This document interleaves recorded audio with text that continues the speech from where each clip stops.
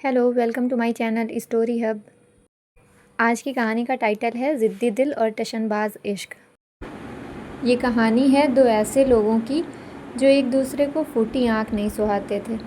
दोनों जब भी मिलते वहाँ प्यार के फूल नहीं बल्कि नफ़रत के अंगारे बरसते थे। लेकिन किस्मत का खेल तो देखिए, उसने दोनों को एक ही धागे में बांधने का फ़ैसला कर लिया था।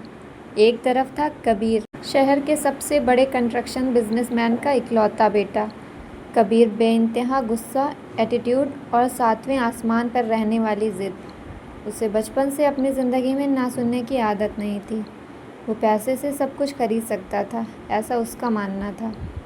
और दूसरी तरफ थी अनाया, एक स्वाभिमानी, आज़ाद ख्यालों वाली और बेहद चुलबुली इंटीरियर डिज़ाइनर। अनाया जितनी खूबसूरत थी, उसका दिमाग उतना ही तेज़ और ज़ुबान उतनी ही कड़क थी। अगर कोई उस पर रौब झाड़ने की कोशिश करता तो वो उससे उसकी औकात याद दिलाना अच्छे से जानती थी। इन दोनों की पहली मुलाकात एक बहुत बड़े शादी के फंक्शन में हुई थी। कबीर अपनी चमचमाती महंगी गाड़ी से उतरा। वो फ़ोन पर किसी से बिजनेस डील की बात कर रहा था। बिना देखे आगे बढ़ते हुए वो अचानक अनाया से टकरा गया। इस टक्कर से अनाया के हाथ में मौजूद गर्म कॉफ़ी अनाया की खूबसूरत सफ़ेद डिज़ाइनर ड्रेस पर गिर गई। अनाया का पारा सातवें आसमान पर पहुंच गया। उसने कबीर का रास्ता रोकते हुए गुस्से में कहा, मिस्टर, अंधे हो क्या? देखकर नहीं चल सकते? मेरी पूरी ड्रेस ख़राब कर दी। कबीर ने रुककर अपने महंगे सनग्लासेस उतारे। उसने अनाया को ऊपर से नीचे तक देखा और बड़े घमंड से अपने वॉलेट से पैसे की गड्डी निकालकर उसकी तरफ फेंकते हुए कहा, तुम्हारी इस सस्ती ड्रेस की कीमत से 10 गुना ज़्यादा पैसे हैं इसमें। इसे रख लो और अपना मुंह बंद रखो। मेरा समय बहुत कीमती है। बस फिर क्या था? अनाया का स्वाभिमान जाग उठा। उसने ज़मीन पर गिरे वो पैसे उठाए, कबीर के मुंह पर मारे और पास के टेबल पर रखे ठंडे पानी के जग को उठाकर कबीर के महंगे सूट पर डाल दिया। उसने मुस्कुराकर कड़क आवाज़ में कहा, और ये तुम्हारे इस महंगे सूट की धुलाई के पैसे, हिसाब बराबर। आइंदा तमीज़ से बात करना सीखो। कबीर गुस्से से कांपने लगा। उसने अपनी पूरी ज़िंदगी में पहली बार किसी लड़की से ऐसी बेइज्जती झेली थी। पूरा हॉल उन्हें देख रहा था। उसने मन ही मन ठान लिया कि वो इस लड़की को उसकी औकात दिखाकर रहेगा और उसकी ये अकड़ तोड़ेगा। अगले ही हफ्ते कबीर के पिता ने अपने नए आलीशान बंगले के इंटीरियर के लिए शहर के सबसे बेस्ट डिज़ाइनर को काम पर रखा। जब कबीर लिविंग रूम में आया तो सामने देखकर उसके होश उड़ गए। वो डिज़ाइनर कोई और नहीं बल्कि अनाया थी। दोनों का आमना सामना होते ही कमरे का तापमान जैसे बदल गया।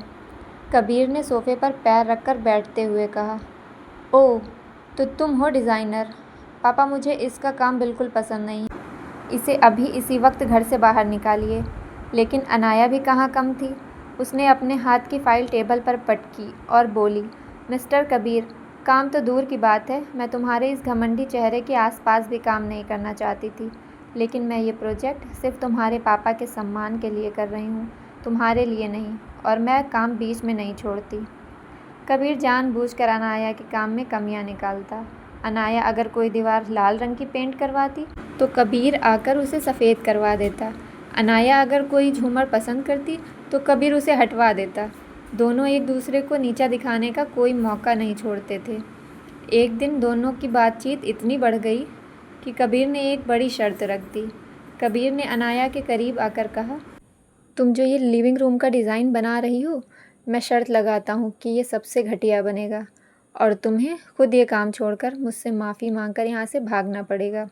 अनाया ने उसकी आंखों में आंखें डालकर कहा, चैलेंज मंजूर है मिस्टर कबीर। अगर मेरा डिज़ाइन तुम्हारे पापा और क्लाइंट्स को पसंद आया तो तुम्हें पूरे स्टाफ और वर्कर्स के सामने मुझसे हाथ जोड़कर माफ़ी मांगनी होगी। मंजूर है? कबीर ने हंसते हुए कहा, मंजूर है।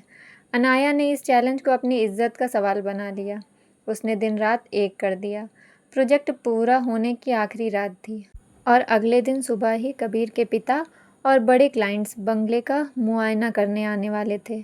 रात के करीब 12 बज रहे थे और अनाया बंगले के लिविंग रूम में सीढ़ी पर चढ़कर आखिरी फिनिशिंग कर रही थी।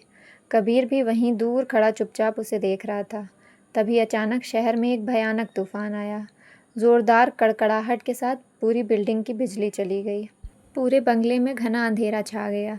अंधेरे के कारण अनाया का संतुलन बिगड़ गया उसका पैर सीढ़ी से फिसल गया और वो ज़ोर से चीख पड़ी, बचाओ। अनाया सीधे कंक्रीट की फर्श पर गिरने ही वाली थी कि अंधेरे में दो मजबूत और सुरक्षित हाथों ने उसे थाम लिया।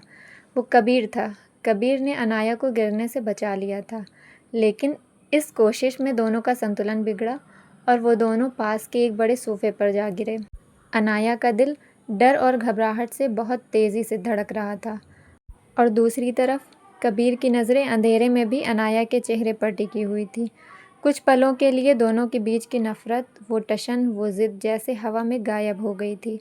कबीर ने बहुत ही धीमी और नर्म आवाज़ से पूछा, ठीक तो हो तुम? चोट तो नहीं लगी? अनाया ने कुछ नहीं कहा। वो बस कबीर की आंखों में देखती रह गई। लेकिन तभी कबीर के फ़ोन की रिंग बजी। कबीर ने फ़ोन देखा और उसका चेहरा अचानक पीला पड़ गया। फ़ोन पर उसके मैनेजर का कॉल था। कबीर ने काँपती आवाज़ में फ़ोन उठाया और जो सुना उससे उसके पैरों तले जैसे ज़मीन खिसक गई हो। मैनेजर ने कहा, सर बहुत अनर्थ हो गया।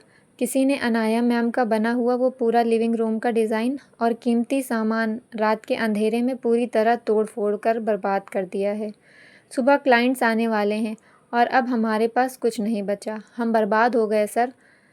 अनाया ने भी ये बात सुन ली। उसकी आंखों से आंसू बहने लगे। कबीर ने चौंक कर अनाया की तरफ देखा। आखिर किसने बर्बाद किया अनाया का डिज़ाइन?